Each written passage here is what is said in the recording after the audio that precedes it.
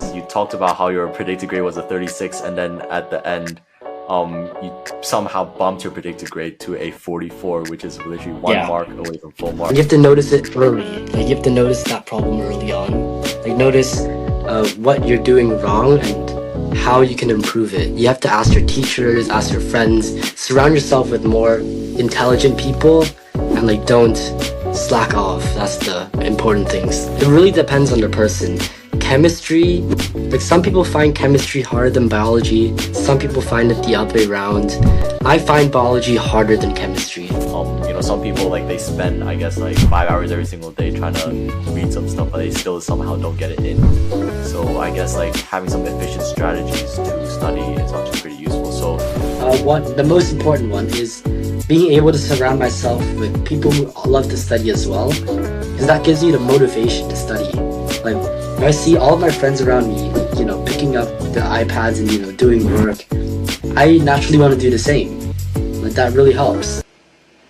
hey guys, welcome back to another podcast of Z Lane. Today we have Anton here, who is a 44 IB predicted grade student who is currently um actually going to be graduating CDNIS just this year. So I'm just gonna stop talking and let Anton introduce himself. So Anton, take it away. Hey, my name is Anson, and I am just about to graduate high school, grade 12, and the subjects that I took were HL English Lang and Lit, HL Chemistry, HL Biology, and my SL subjects were Math AA, Chinese BSL, and ESS. I would consider myself more of a combination of a hardworking and a playful person because when in my journey leading up to now, I wasn't actually the best student to begin with, but it was through a lot of hard work, which allowed me to reach the point to where I am today. Yeah, so when before we jump into all of the academics and all of the other juicy stuff that I'm pretty sure the audience will want to hear, could you like briefly describe like your personal story, like how your journey, like your overall passions and like your academic journey? Okay, so back in grade 11, I was more of a very playful person. I always went out with my friends. I underestimated the DP program, which is something you do not want to do. It is very much a difficult challenge. Back in like I think September of 2022, I had started off with a predicted grade of I think it was 37 or 38, and that was probably one of the lower times of my life. Yeah, I didn't imagine myself to be where I am today because I actually took a lot of time to thoroughly reflect through and actually see what the DP was asking for. Like the DP it's very demanding, and I didn't realize that at first until I got my second predicted grade, which was about more or less the same. After through a lot of determination, yeah, I had to work very hard to get through this DP program. I mean, this is very interesting because you talked about how your predicted grade was a 36, and then at the end, you somehow bumped your predicted grade to a 44, which is literally one Yeah. mark away from full marks. Yeah. So I guess this shows that nothing's impossible as long as you put in the hard work, and you can still improve your IB predicted scores. Yeah, and you have to notice it early. Like you have to notice that problem early on. Like notice what you're doing wrong and how you can improve it. You have to ask your teachers, ask your friends, surround yourself with more intelligent people, and like don't slack off. That's the important things. Yeah. So now let's like talk about some academic success, and probably many of you guys are looking for this. And I guess like this sounds very fascinating to people, but you are basically taking bio and chem HL, which is a pretty juicy and pretty hard combo, which many people consider it. So my first question is like, what would you consider your overall experience with bio and chem? Like, was it as challenging, and how much effort did you really put into it? I think it really depends on the person. Chemistry, like some people find chemistry harder than biology, some people find it the other way around. I find biology harder than chemistry, and that's because but before the DP, I was told that biology was pure memorization. That is to some extent true, but if like in the unit test, right? They always ask you to state this, explain that, outline this. That doesn't really reflect on what IB biology is all about. It's about taking your knowledge and applying it to different case studies and actually understand those case studies and analyze patterns based on your knowledge. And I think that is harder than chemistry. I think overall, though, it's more or less not as hard as people seem because there's a lot of overlap between bio and chem. It's like it's like two subjects that you can use like you know like if you have knowledge in biology, you can use that and apply it to chemistry. And but some things in chemistry are like solely in chemistry, you know what I mean? Like there's a lot of content, but like the content you can share it between the two subjects, and I think in that sense it's a lot easier. But in the like really specific content wise, you have to be careful when learning because in biology and chemistry, it's always really, you know, you can always be prone to making mistakes like I have. Like, for example, forgetting the units, labeling graphs, and what else are there? Punching into a calculator wrong, or like saying the wrong chemical or organism's name. Yeah, there's a lot of room for error in these two subjects. And I think for me, my overall experience with bio and chem is just pure practice and doing all of these past papers over the past 2 months. Holy. So, do you think that okay? So I was actually also gonna ask you like how much effort do you put, but we could see that. Yeah, this is my final prep. Minus, yeah, this is all of my final prep, minus the work on my iPad. It is a dictionary, and I'm gonna throw this away as soon as this interview is done. So how much time and effort do you think like if you just okay, let's just say for example, I'm like a person who's I guess like I had to choose biology because I'm somewhat interested in it, but like I'm just okay, like I'm an average person. How much time do you think it will take to get like a minimum seven? Oh, minimum seven. Oh, it takes a lot of work. For me, when I studied for that unit test, like the latest unit test, that's the one I remember the most. It was about human physiology, and I think I spent about 2 hours a day for 2 weeks leading up to that test. And for the final exam, I spent a good month, like maybe 100 hours worth.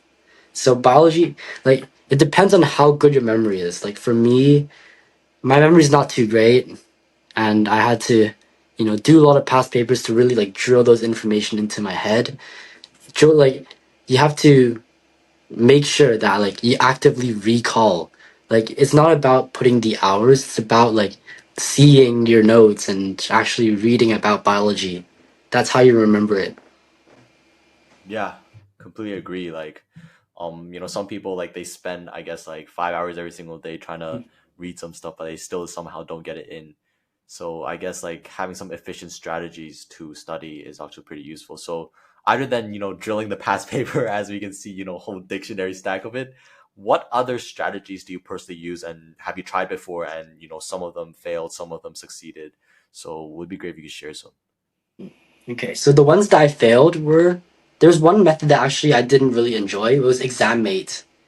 It's a website with a lot of topical past paper questions, but like they don't really like reflect on how easy or difficult those questions are. Like they're just random questions they just take out of tests, and they don't really help like much. They just help you like answer this, answer that. Like it's so random. It's not really structured in the way that the actual exam is like. And then another one that failed. I'm sure many of you would consider this a little bit of a wild card, but I think Revision Village isn't that great, honestly. Like you've definitely heard of Revision Village before, right? It's like this site where there's so many like past paper questions and practice exams, mock exams. I don't think it really reflects on the actual level of the exams. I found the Revision Village practice test a lot more difficult than the actual like unit tests and tests they give at school. So I think that you're just by doing Revision Village, you're basically making yourself worry more about not understanding all of the information that's given. Yeah, so now let's get into the ones that I found successful. So one, that was to take my own notes from the teacher slides, like taking my own notes and then putting them on my iPad and then reviewing them. That actually helped a lot because that actually accurately reflects on what you need to know. The teachers, they make it very mark scheme based, and then like you can just take notes and then memorize it off of there. Uh, Another one, and this is specific for biology, and this is BioNinja. I love BioNinja. It really helps a lot.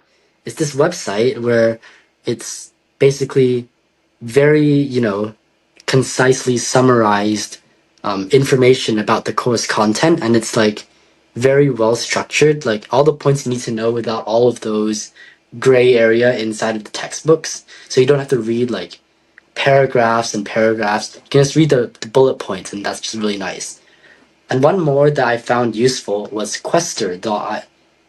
It's called Quester.io, and it's like a compilation. It's like a website where there's a compilation of all of the students' notes and like what others are there. Just a lot of notes and worksheets that you can take off the internet, and it's copyright free. And I used it a lot when I was prepping for final exams, and it really helped me a lot by reading other people's notes, seeing what I missed, and then adding it to my notes. And lastly, past papers. Past papers, yeah. You have to drill the past papers. Like every subject, just look at the past papers, see what the IB asks you. This is definitely by far the most important and my most effective way of studying. Hmm. Yeah, thanks for sharing those strategies. I think it's for sure very like useful if we select the right softwares to use and obviously the right strategies because and of course like some strategies that works for you will not work for everyone, but it's still good Yeah. to try different strategies and see which one works the best. So this topic actually is very I guess very debatable in this whole entire space and many people think that tutoring is actually a very useful tool, especially with parents. If any parents are listening to this, Mhm. um, so what are your overall thoughts on tutoring? And have you done tutoring before? I have tutored little children. I mean, that's the only tutoring I've ever done. But I think tutoring is a good way. Like, if I were to tutor, like, let's say a grade 10 chemistry student, I think it'd be a really good way to help me recall any of those really basic information that I may have forgotten. Like, for example, in chemistry, polyatomic ions. Like, I always forget those. Like, those are really standard, really basic information that you need to know that you could review by yourself as well when you're tutoring like students who are like a few years younger than you.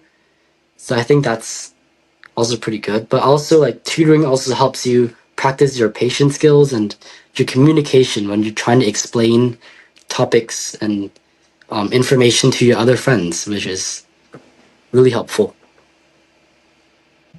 Yeah. So in terms of like tuition centers, what are your thoughts on that? Do you think it's Tuition good or centers.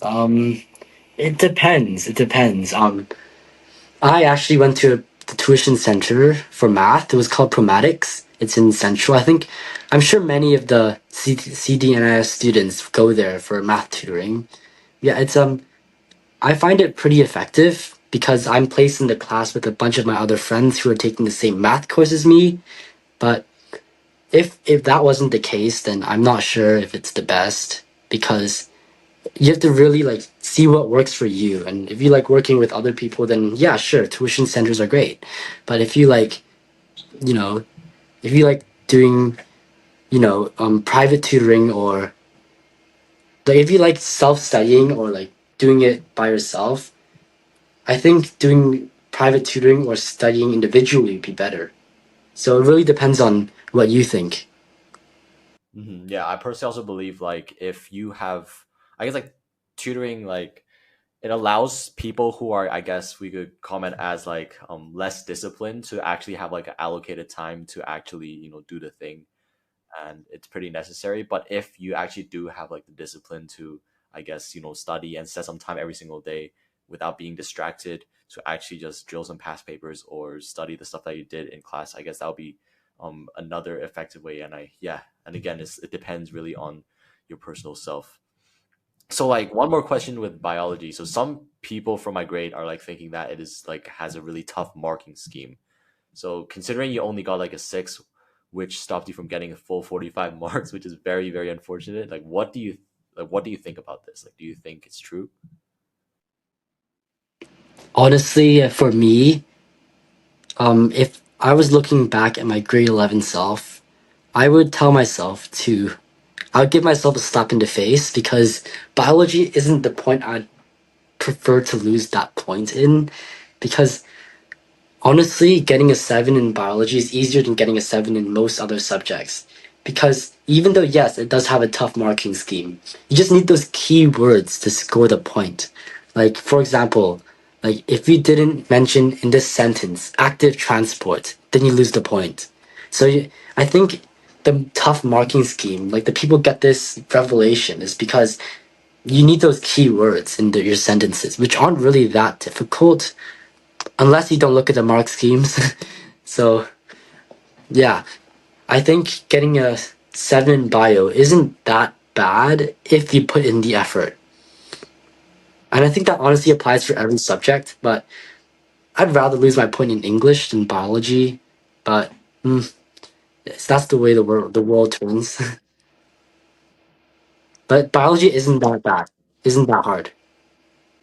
Hmm.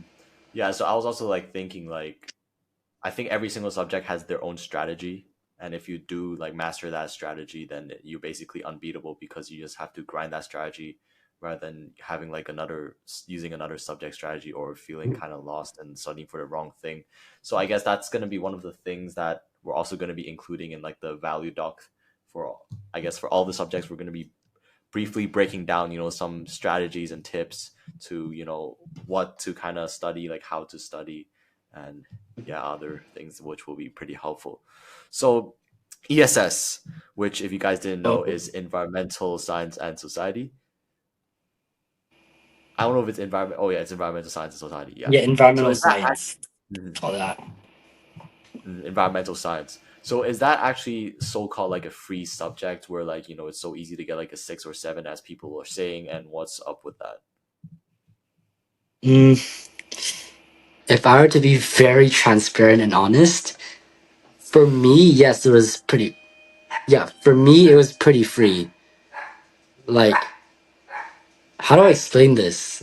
Like, ESS, half of it is actually being able to understand the knowledge, but the other half is your ability to yap. And then ESS, half of it is understanding your knowledge, like really practical information, and the rest of it is just being able to yap. Like, if you know what yapping means, just BSing your way through an essay. But I think, like, I guess it's free 6, but not free 7 because your essays are actually worth half of your paper too. Um, but of course, like the course content wise, it's not that bad. I think, like because I take chemistry and bio, it's a really lot of overlap between the three subjects. And if you're also taking like global politics and history, there's also a bit of overlap, but I don't think it's as favorable as bio and chem. So it really depends on your subject choices. And but for me, I feel like it was pretty easy. Like it was pretty chill compared to my other subjects. Hmm. So in terms of like overlapping subjects, I guess do you think that actually played a role with like helping Yes, you out? yes, Does it play a huge role in like huge less role. study? But if you're taking like art courses and you put ESS in there, then I guess it's a bit more demanding, but it's still manageable because the content is not that bad. Like it doesn't go into like very hardcore science or hardcore like geo or history. It's like somewhere in the middle. Like it's like a really combination of between all of them. Like you don't go into like really detailed knowledge. It's just very, you know, like chill and it's like stuff you've learned before in ecology, but like a bit more application. Hmm. Yeah. So you also took Math ASL, right? So you probably know that it's a pretty interesting subject because Mhm. there's pretty much a big difference with like the level of content with the SL content and the HL content. in the Oh high school yeah. curriculum. Yep. And like most people, I guess we would, let's be honest, like most people, they're either like good in math, the type of math person, or they're either really bad in math. So really not much in between, right? So my question, and I guess many people's question, is what are your strategies for someone who's like not that great in math or like struggling to get the highest grades? Hmm. I think paper one, for let's start with paper one. So paper one, I think paper one is just all practice. Like just practice your past papers and actually like understanding what they're asking you to solve. Like for example, I have this one paper here. Let's see. Like this is paper one or two. This is one. So I'm not sure if you're able to see it, but here Yep. it asks you to find the coordinates of the midpoint and find like some kind of perpendicular slope or whatever. I think these type of questions are more favorable to someone who's not good at math because by actually just trying to visualize what the question's asking you, just drawing it out, it really helps. Like just drawing the question out, like if you got some really like weird calculus or trig question or like functions, just draw it out. Like it doesn't hurt.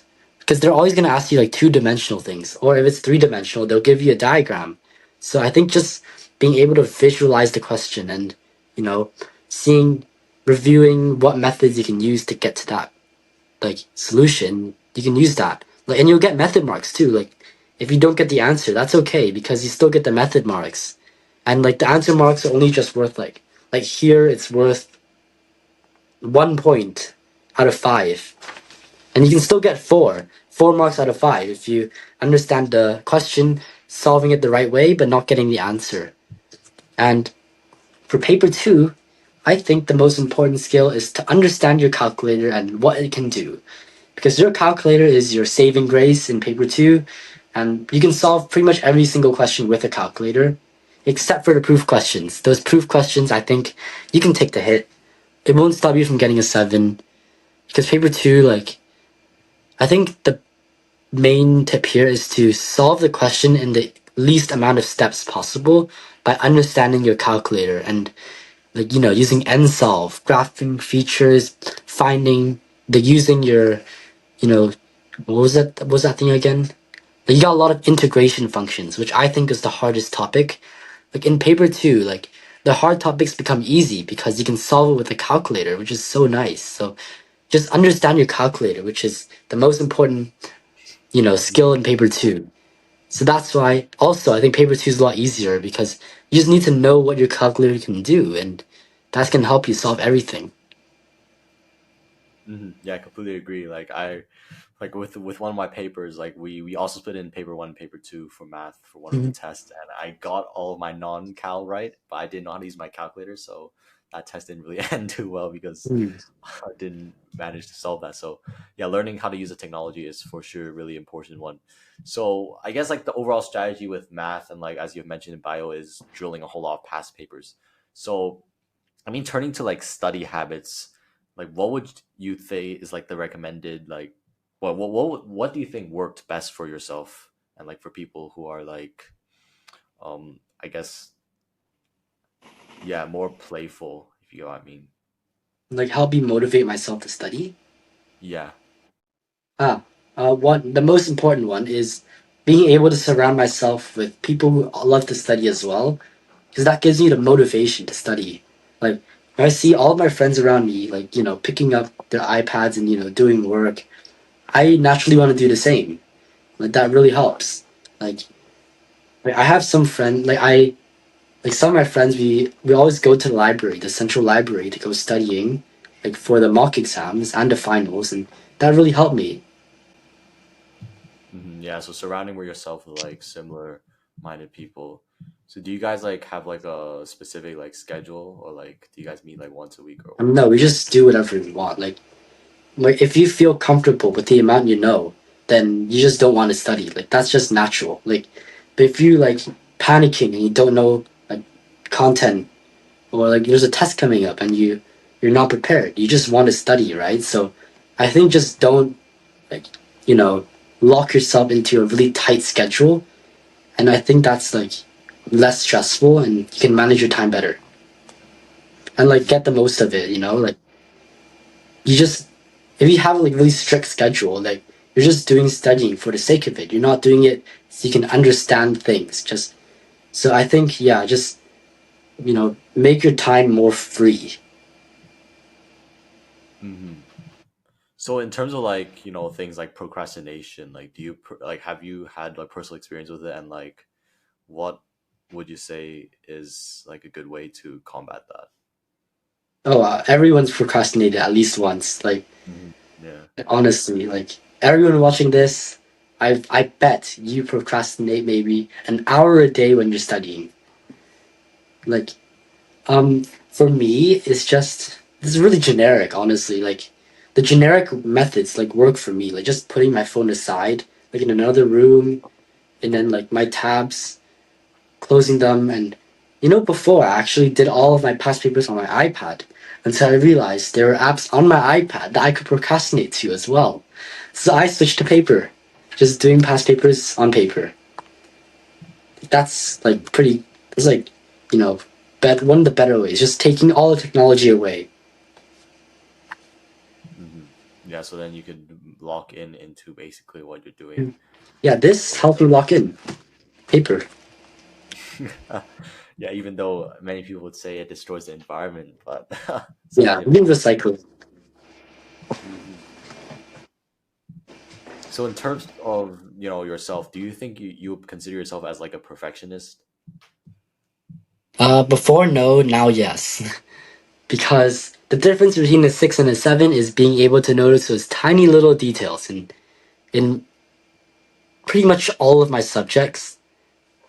Like just being able to notice things that other people don't, and actually like making your work neat, nice, formatted nicely, like very organized, and most importantly, including all of those, really, meticulous details that you want to see. Yeah, and I guess in like some sort of sense, that's actually like a pretty good thing. But I guess sometimes it wouldn't be that great of a thing, especially when I guess it's something not less important. I guess Yeah. so. Like in terms of video games, pretty big topic. I think many people have many different opinions on it. So, guy I talked to last week, Jasper, like he is pretty like he Okay. studies a lot as well. The Jasper, Oh, yeah, Jasper. Jasper, yeah, Jasper. Yeah, I'm from grade 10, so he actually does a whole lot of studying. His whole day is studying, and his only time of kind of like like chilling out is playing video games at like lunch. So then he can also socialize with people. So like I'm very interested to know like your thoughts on like video games. I guess you could talk a bit about like how much you play and like yeah how it overall impacts. I play video games. I do play video games. Like the day before, I think the night before the bio exam, I was gaming with my friends at like 11 p.m. But I think for video games, I think it's about like managing your time, allotting yourself to how much time you can spend gaming, and like also like me and my friends just do this thing where we play these games, and whoever has the lowest stat line or dies the most has to do like a certain amount of push-ups or squats. So you can use your time effectively as well by playing your video games while doing exercise. So I think video games is a good way to relax, but like it really depends on how well you can control yourself. Hmm. Yeah, and that's actually pretty interesting. Like Yeah. using video game as like an I guess like an external motivation to do something else, Mhm. which is one of your core tasks. So I guess like with the entire DP program, like do you have any personal regrets, like big regrets? Yes. Yes. Okay. So number one is doing my UCAT in September. You know what? Well, the UCAT is called a University Clinical Aptitude Test. You have to do it in order to apply for medicine in the UK. I did mine in September in the middle of the DP. It was horrible. Like that time was horrible. Like there's so much studying to do. So to all of those grade 11s who are planning to do medicine in uni in the UK, do UCAT during the summer. Don't wait till the DP. Like do it early, and then Another one is that's not putting enough effort within the first few months of the DP, and that like really put me in a position where it's really hard to get my PG up. Like it was it wasn't great. Like I had to work so hard like to balance that out. Harder than I should have worked. Like if I had worked harder in the beginning, then I would have much better time now than before. My third regret, I was actually thought of this like just now and I forgot. What was it again? Oh, not putting in enough effort into my uni essays. So and like not taking the uni applications process as seriously as I wanted to. Like for example, let's say UBC, right? I applied to two courses without my supplemental application. So I forgot my supplementals for two of the four courses that I applied to. I got rejected from both because I didn't submit it. But luckily, I still got into the one I wanted to. I wanted to get in. So just focus on your uni application, like instructions and what they ask you to do. Yeah. So those are my three big regrets. So yeah, so like in terms of like setting a good first impression to like the teachers or like your DP teachers, like do you think that's like like that's like an important factor? I mean, yeah. I guess like just putting yourself out there is like really like willing to learn, like person who's willing to learn and willing to improve, and actually demonstrating that as well through your unit test. Like I don't think it's that important because like it's a really fair grading process. There's no like any sort of nepotism when it comes to grading. Like it just helps you like make yourself seem more friendly to the teacher. But at the end, they still grade as equally. But it does get your ATLs up though, which is nice. But grade wise, I don't think it's really that effective. Mhm. Because if your Yeah, teacher so grades in like a really biased way, then that's like not really great, isn't it? yeah, so in terms of like I guess like defining like what ATL means. So ATL is like the what learning approach is, right?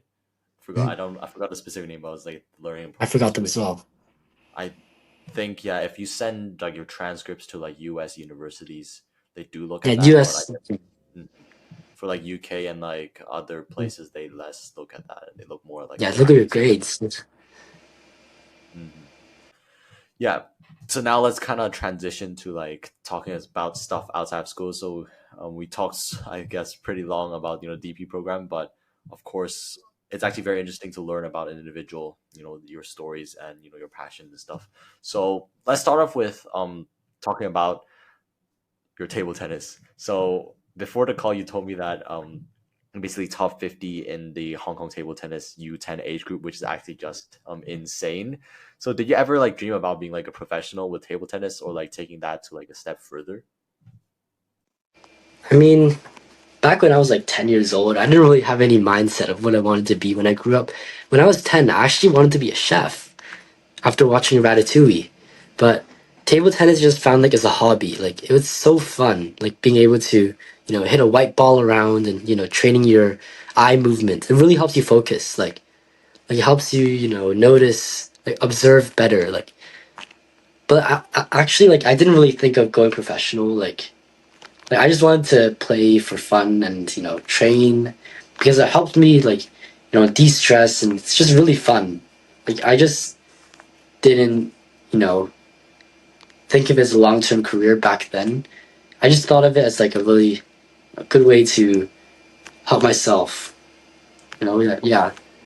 Hey guys, just a quick second before we get back into the pod.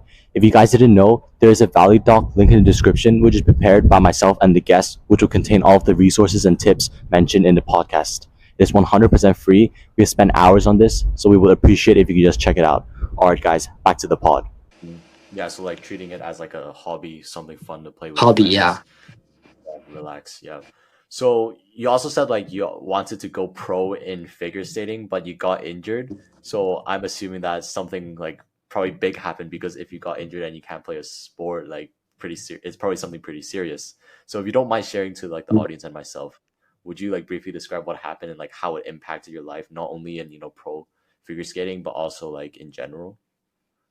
Oh, this is a pretty good story. I actually got injured when I wasn't, training. Like it was like when I was just skating with my friends. So that day it was in City Plaza, right? I was skating along like one of the paths that was like unevenly, smoothened out, and I ended up hitting the back heel and falling on my head and having a concussion in the back of my head. And then I was out cold for like, I don't know, 10, 20 minutes until I woke up.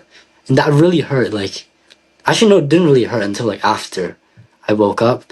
But like, from that experience, I found that it was pretty dangerous. Like, like things like could have gone worse, I could have split my head open, or like someone else's skate could have like hit me as well. So I think that really just traumatized me, and I that was the moment when I actually started to consider my safety and being able to, you know, like choose my choices effectively and like don't, So that's why I quit. Yeah, that's pretty interesting because like I think many people also they probably wouldn't notice something in the beginning, and then when something big happens they will act on their Mm, fear and just yeah. completely remove themselves from that thing. But I guess like on one hand, of course, like you kind of want to play the safe zone, but I don't know, like to a certain extent I still think you should take some risks. Not saying you should go back to like figure skating, but maybe like it's probably not like fit something physical, right? But I Yeah. guess like trying different things is, yeah, something still very important, but you shouldn't let fear to kind of like stop you Mhm. from doing something. But sometimes it does have to, like especially because you're in the DP, getting injured is a real big, it's not that convenient. Hmm. Yeah, I guess it really depends on like the season of your life that you're in. Like you have to Mm, prioritize different things. mm. So yeah, so also you mentioned you were the executive of Orbis, and also you did like a few like film projects here and there. So what was your overall approach with like work life balance? Oh, okay. So here, I guess just don't overload yourself with the amount of like, you know, things that you're doing outside of school. Like, I think quality is over quantity, Like, like for example, if I was a general member in like five different clubs, then I'd have to do things for five different clubs, but not having anything in return. But if you're an exec position for one of them, you can use that and put them in your university application, and it looks really nice. Like, if you were on your application said like, oh, I was a general member of these clubs. What did I do? Exactly, right? Like, you don't know what you did, like what kind of impact you've made. But like, if you said you're an executive member of, let's say, animal welfare, or in my case, Orbis, then you can say that I was involved, like I was like directly involved in raising awareness for the visually impaired, Like you just have that you're it's you made an impact through your extracurriculars, yeah. So my approach with work-life balance in a sense is just, you know, choosing the right activities and dedicating your time into those few activities which might like, be really, really effective and really nice. Hmm. Yeah, and again, it's like all about the tiny details, right? So like for Yeah, you, as like, you're like, I mean that pretty much and you answers. don't have to manage as many different clubs. You can just focus on one project and, develop that project and make it really nice. And I think that's more effective for work-life balance as well, because you don't have to spend as much time to do anything like things that are worthless and time-consuming. Mhm. Yeah, so again, it's like the saying of less is more, and like Yeah, less is more. always be selective with the different things that you want to be pursuing and going really Hmm. deep into them. So yeah, so like shifting back to like the DP and like school life. Hopefully, when I said that, you probably don't feel too upset or like having so much nostalgia. But like, do you see like an overall It's all shift right. with your schedule? from like the MYP program to the DP program? I think this question is really directed to the grade 10s out there. I think that the shift in my schedule is it's pretty extreme. Like in grade 10 you don't see yourself studying as much. Like in like all of that changes in grade 11. Like I'll be very transparent and honest. Your schedule gets, like in the first few months, oh, you got your EE to do, you got your CAS as well, and your TOK on top of that. And you have your course content in 6 different subjects to memorize. So in grade 10, even though there's more subjects, like it's not that hard, like it's not as hardcore as grade 11, where the grades actually matter so much more. Like my schedule went from like let's say an hour of studying a day in all of the 8 subjects to at least 2 hours per week per subject. Like if that makes sense, like at least double or triple the time I spent in grade 10. Hmm. Yeah. So in terms of like outside of subject, what do you think took the most time for you? Outside of my subjects, I think Orbis, like my GGC like involvement, because the GGC is pretty interesting. Like there's it's not as similar to like other like those regular clubs that aren't in the GGC. Like you have to go to these like events and dress up and like it consumes your time a lot. Like you need to do a lot of things for the GGC on top of your Orbis work. So I think like especially me, of course, being an executive, yeah, I think Orbis is one of the things that took the most time. Like being able to like, manage so many things. And like my cast project as well. Oh my, that was difficult. You can talk more about that later if you want. Yeah, for sure. We could jump back to Cass. And I guess like for people who are probably still listening, you guys want to like pursue something in like the medical professional field. So do you think having this, experience with Orbis and like choosing a hand like some clubs to be participating, do you think that would be helpful in like, the application process for medical specifically? Depends what club you well, you know, I think subject wise, it depends on what club you choose. Like Orbis is really heavily related to eye care. And eye care is like a field in medicine that I actually want to pursue one day. Like I actually want to pursue optometry one day or ophthalmology. And but like in a more general sense, I think the leadership aspect, it really helps a lot. And being able to work with other people, that's those are two really crucial skills in the medical field, being able to work with each other and working and like leading a team when things are, you know, not that nice. Hmm. Yeah, so I guess it's still down The to, soft, those soft skills, yeah. yeah, rather than like the knowledge Mm. itself. And I guess it's down to also like if you're interested in the thing or not. So like I guess like doing something for the application, just for the application, wouldn't be that effective. But if you're truly interested in it, then Mm. you should probably go for it and at least give it an attempt to give it a shot. Yeah. So like moving on to internships. So you actually interned in Mm. 5 different places, which is actually insane considering you're Yeah, actually just graduating yeah. high school. I guess like not many people have that many interns. So for someone who's like looking into a medical field, is there any specific advice you would have for them with intern? Expose yourself in the environment. Like choose an internship that will allow you to actually watch medical professionals like do their work and see how like the day goes and see if that works for you. Like for example, right? Like I interned in a physiotherapy clinic and I actually watched a lot of, medical professionals like what did they do again? Yeah, they helped this like this one experience I actually remember to this day is this 102-year-old woman walked into the physiotherapy clinic and she wanted to just walk around with the bars, like like inside the dance room there's like these like metal bars on the side of the wall and there's like mirrors, right? Like I think just seeing how medical professionals treat patients, work together, and always putting the patient cares first is like the patient care is like number one.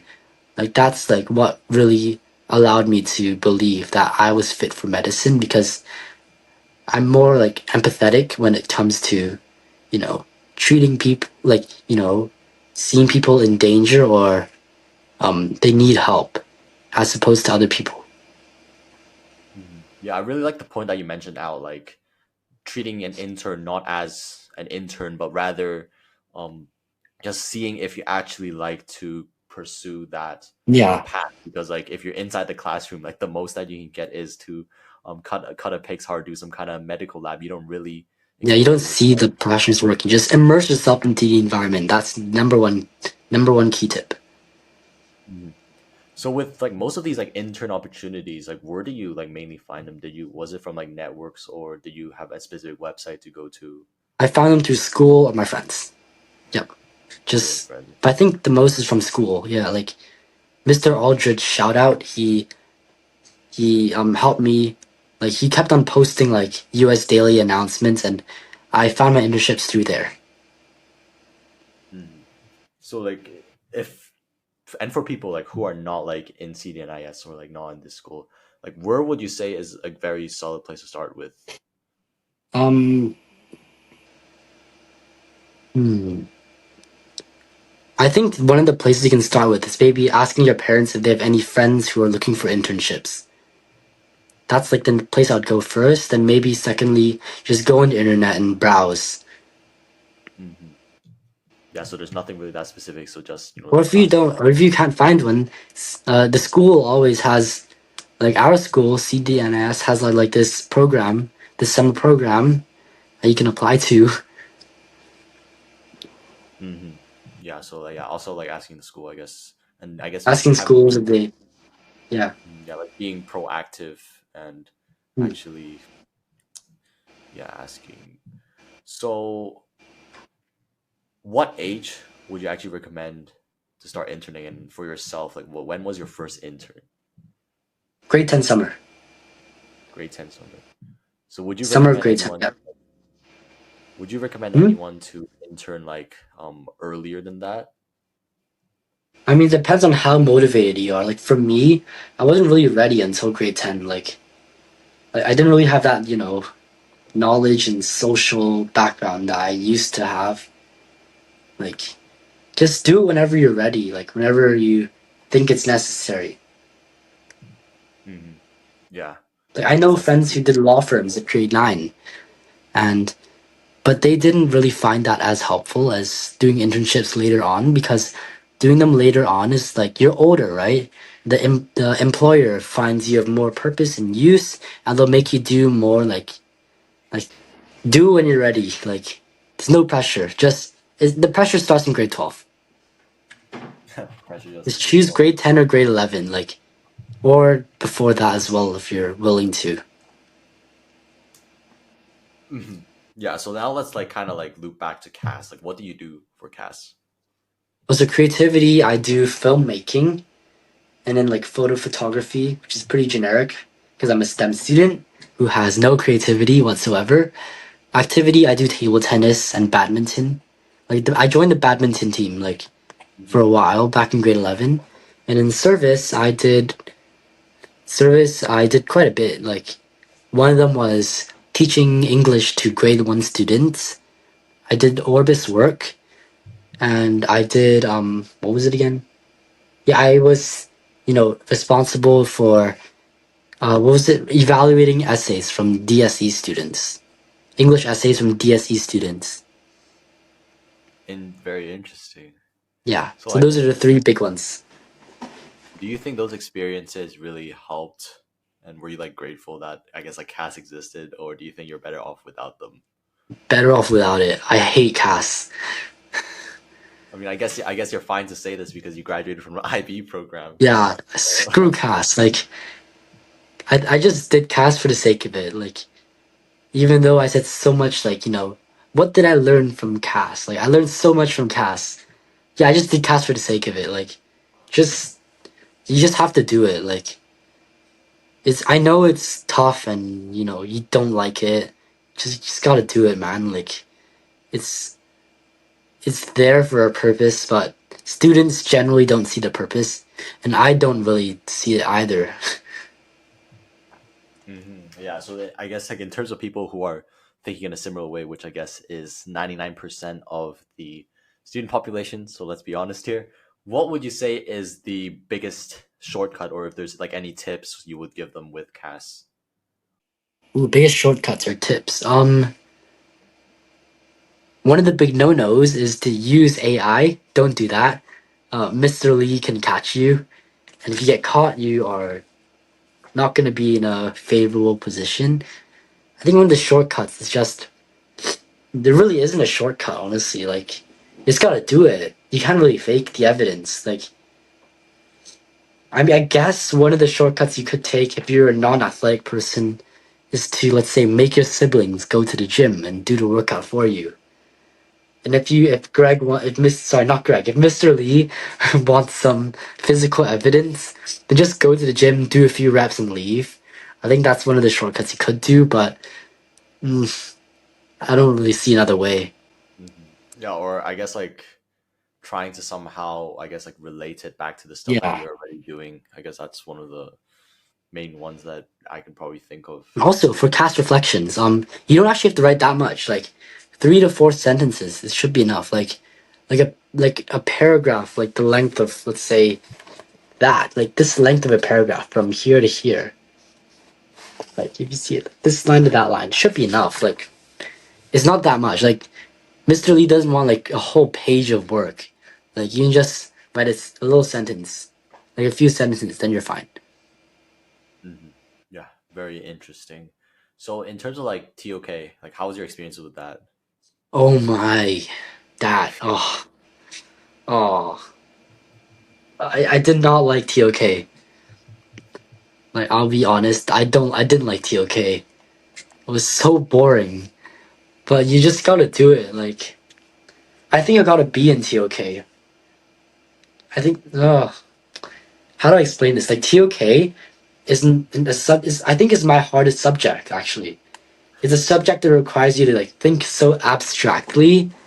It's so it's so broad and there's no definite answer. Like it's so philosophical. So I think just being able to think of ideas that a common person wouldn't think about, that would make you successful in TOK. Mm-hmm.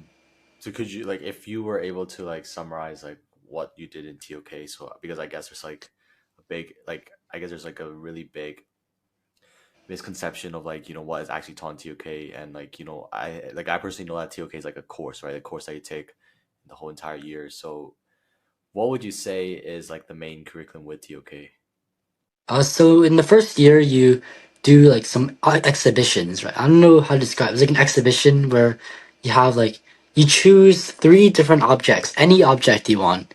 Like it can be anything, like a stuffed doll, or let's say this computer mouse, or uh, what else do I have in my room? Anything you can choose, and then you have to write an analysis of what that thing tells you about knowledge. Like, but what does this tell you about knowledge? Like it's about being able to take something and analyze it and relate it to this concept of knowledge. Like knowledge can be anything. Like it can be like experiences. It can be factual knowledge. It can be like um interpretations from famous people, or like theories from science. It can be anything. But you just have to, in that first year, you take 3 different objects and then like try and, draw a connection between the 3 while explaining what it contributes to knowledge. And then in the second year, you write an essay based on one of the 6 questions that are provided to you, and you do the same thing. What was it again? Yeah, you take a few pieces of evidence and knowledge, and then you answer the question based on knowledge. So, for example, my question was, what was it? Do we need a custodian of knowledge? That was my question. How, and you got 1,600 words to answer for that.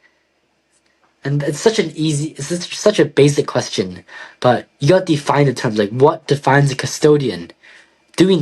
What defines a need? Like in what cases is like a need? And what's knowledge? So it's so abstract and I didn't really like it, but some people might find it interesting. like of course, but it's just so detailed and mm, it's not this. It was so weird. But you learn throughout like the 2 years of DP. Like it gets better. Like you'll find yourself understanding more and more of it.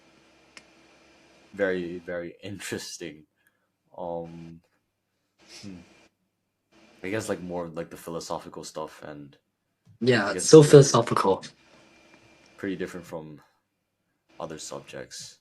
Mhm. So, like, what would you say is a good like?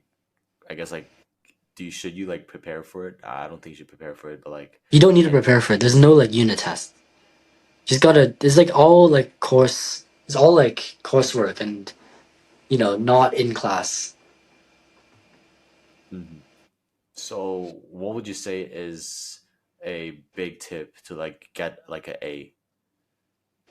Oh, I did. I don't think I got an A, honestly. So I'm not really sure how I'm supposed to answer that. Uh, I actually don't know. Like getting an A in TOK is so difficult. Uh, I mean, my best answer could be just looking at other people's essays. I guess seeing how people answer things and how people structure things, and also using like key terms in like you've learned during class. Like for example, paradigm shifts. It's spelled like this. Hold on, let's spell it out. Paradigm shift. There, that's a paradigm shift if you want to Google it.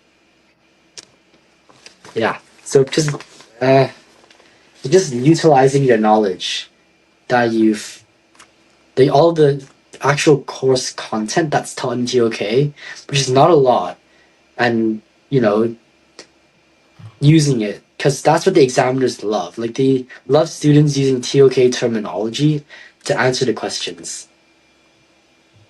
Hmm. Got it. Yeah. So now let's move out of IB and let's get deeper into like the more the bigger more philosophical stuff I'll classify as. So talking about your future plans. So obviously you're taking bio and chem and you did interns at like different medical institutions. So probably your plan will be to do something in the medical field. So could you like briefly explain what your overall thought of like doing this is, and like how long do you plan to stay in the medical field, anything else you want to be working on? For me personally, I of course want to be a doctor one day. Like that's my ultimate goal and dream. Just being able to, you know, fulfill my life's dream to be a doctor, but also being able to keep up my dad's business. Like he has a pretty big business on his back, and he's probably gonna retire once I graduate medical school. And I just want to maintain that business, like just doing like two different sides and Mhm. being able to, yeah, that's just my dream, just being able to hold on to two different jobs, like two different areas of work, and succeeding in both of them. But for now I just want to get into medical school, do my degree, and see where life takes me. Like I don't think there like I don't think you need to have like a really like definite plan because things change. Like AI is getting better and better, and doctors and pharmacists are just losing their jobs slowly because AI is getting so much more advanced. Like, for example, what was it again? GPT 4.0 came out, like that new AI thing, Open AI came out like a few days ago, and it can sing. Like, what? It can sing, it can answer your questions like in a very humanely accent. Like, it's getting better. Like, so I think I don't really have like a really defined future yet. I just want to see where life takes me and like see what jobs are still open and like what's really trending and what's necessary like in a few years time. Yeah, I guess like it's really important to just keep staying curious and like keep, I guess, following your heart. That's actually one thing. Following the trend in tech as well. Mm-hmm. It depends on what course you're taking, but for me, yeah, just look at what's new and what's necessary. Like what does the world need? Mm-hmm. So with AI, actually, that's actually a pretty interesting topic. I mean, I'm personally a strong believer that AI only. I mean, I wouldn't really take over the world. I feel like Mm. AI couldn't really produce creative work. So for example, artists, Yeah, copywriters, like yeah, musicians, they can. those are safe. I think they're safe. But for us medical students, that's a bit of a issue because there's so many like surgical robots out there. Like I know Sony announced one like a few months ago, weeks, I don't know. Like it was a while ago. Like Sony announced this like there's like two, three pronged like it's like metal things that could like you know like tie up a stitch or whatever. Like it's so cool. Like and you don't need a human to do it, but you might need one to just monitor it. But there's so much less jobs than before because of AI. So, yeah. Mhm. Yeah, that's actually pretty interesting. But like, I mean, it's a really big debate. Like, would you want an AI to help you perform surgery, or would you trust a Yeah, human? that's Or that's also pretty true. I mean, in 6 years, like things could change. Just gotta be alert and seeing what I could do in 6 years to make a difference. Mhm. Yeah, but I mean, I guess like many people think that AI would replace jobs, and like school's gonna be really not that effective, or like you shouldn't be studying a lot. But if you think about it, like with this whole like medical AI, like you still, number one, you need to monitor it, as you've mentioned, and in order Mm. to monitor it, you need to know your shit, right? Like you need to know your Yeah. stuff, because if you don't know like which part is which, because you haven't done like a medical degree or anything, then you couldn't do it. But Mhm. it's like times haven't changed. Like you still need to know your knowledge, but AI is just a tool to make things more efficient and to Yeah. assist the whole medical industry.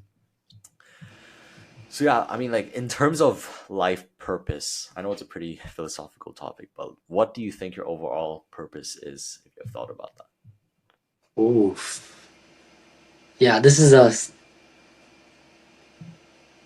you purpose. could think about it if you want. I gotta think about it. Take your time. Um, Take your time. life purpose. I guess like we could go back to this concept of family, and because I'm the oldest of three brothers, my purpose is just to, I guess, like the more stereotypical purpose is to be the breadwinner, like provide for the family, and, making money to support my future children. But also, my purpose could be to maybe contribute to the medical field since I'm like locked into science. Like I really should have taken econ. Like I'm really grounded into the scientific field, and I guess my purpose in there is just to, you know, stand out in the scientific community. That's ultimately my goal, and that's like I guess every scientist's purpose, just to stand out within their field. But I think it's a pretty viable purpose. Hmm. Yeah, I mean that's also a pretty interesting topic, because like I think like many of us, especially people who like overthink, like they think a lot about purpose, and like how much of a change do you really want to make in the world. Like I guess like all of us have like the ability to do great things, but it's like determining like whether you actually want to achieve these great things. And there, I mean, that's the beauty of I guess like humans, is that we have the ability to be making these decisions, and making the world a better place. So in terms of like, as like long term, like some different goals that you have, like what would you say you could see yourself in like, I don't know, like the next 10 years? Ooh, I mean, in 10 years, I'm probably gonna be graduated medical school. I'm probably gonna be interning in like a firm because I wouldn't have been that experienced just yet. Maybe I would. I guess another route could be just to do like a biomedical like technology project. I guess like I wouldn't be at like the point where I'm like independently treating other people yet. But in 10 years I might just be, you know, getting started on my medical path. Like, trying to, put myself into a job and then you know, just learning from other professionals. Hmm. I think we should do like a very interesting exercise right now. So actually, I've been reading like a couple of, I read a lot. So I read this book by Ali Abdal. I think he's Mhm. also a medical student, so I don't know if you heard of him, but productivity expert as well. So one of the things that he mentioned is like defining like your different paths, I guess.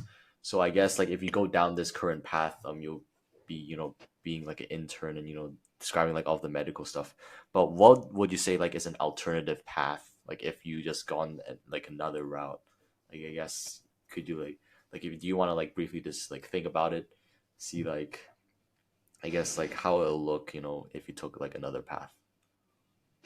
Who's like for example, if I took like an economics degree, seeing where I'd go.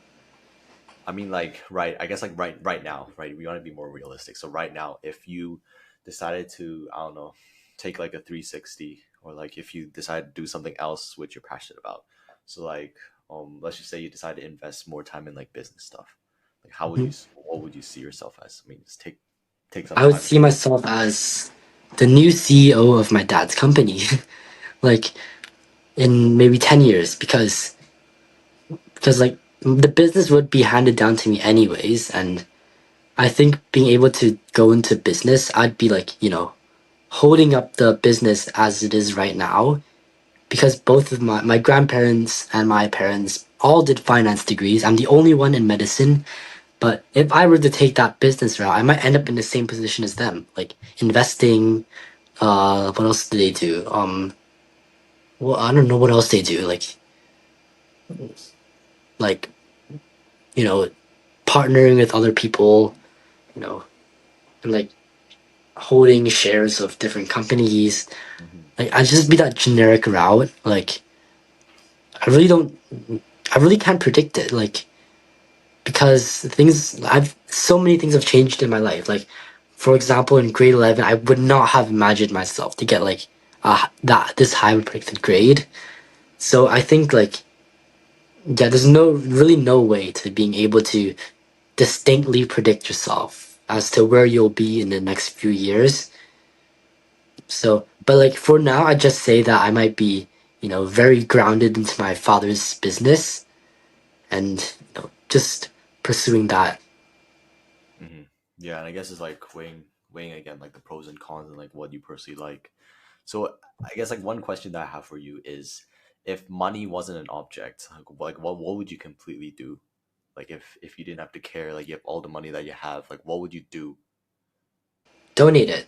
Like, like it's simple. Like people who are living in lower economically developed countries, they do not have that value and need of like, for example, clean water, like new clothes like every single month, um, good food, shelter.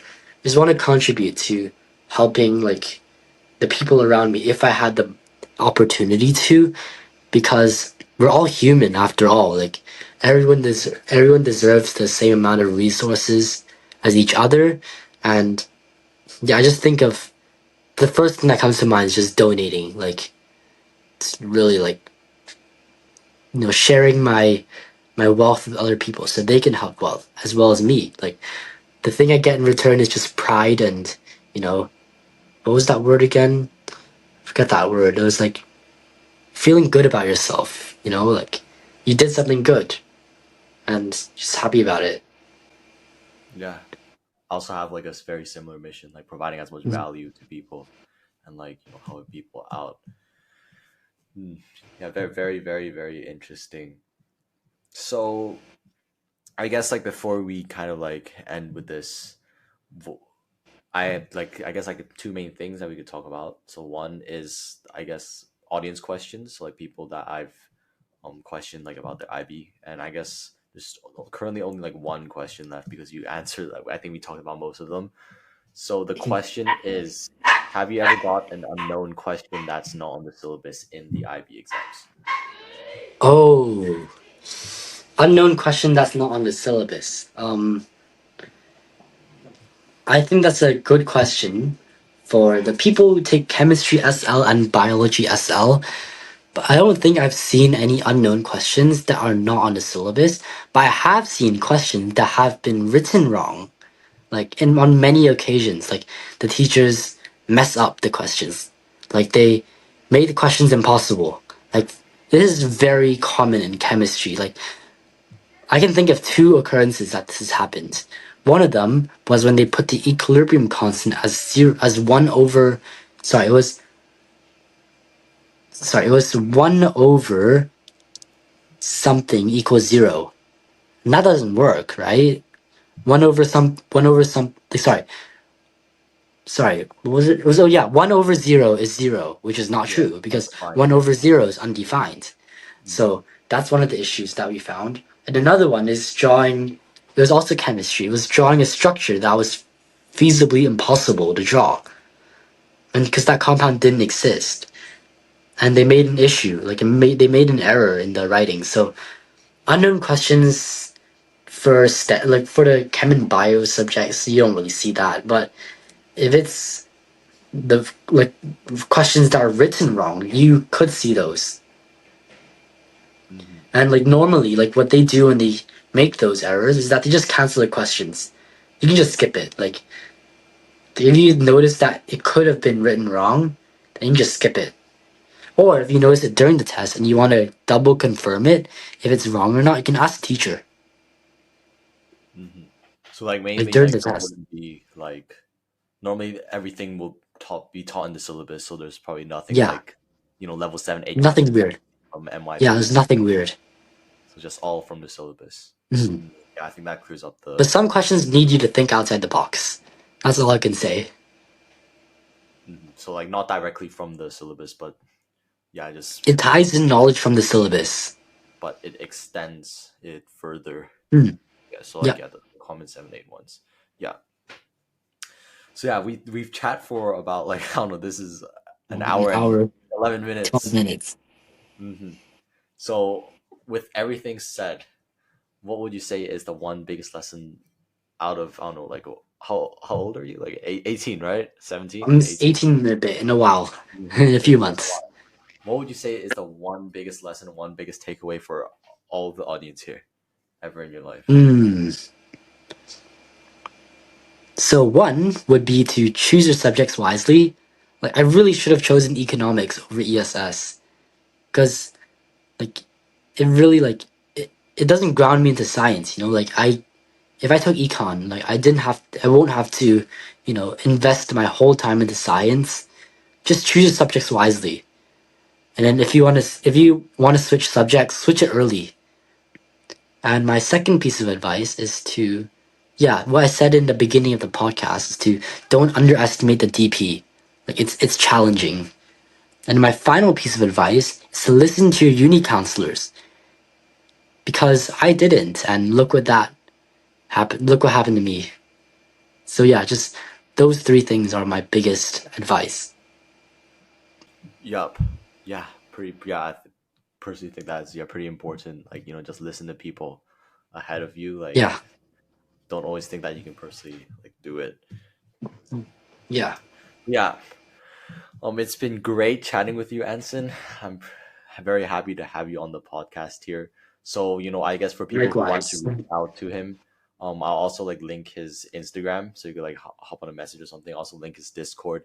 And after this pod, as I've probably mentioned in the beginning of the video, we're also going to be creating a value doc for you guys, just as like a little gift for you guys for watching an hour and 13 minutes of this podcast.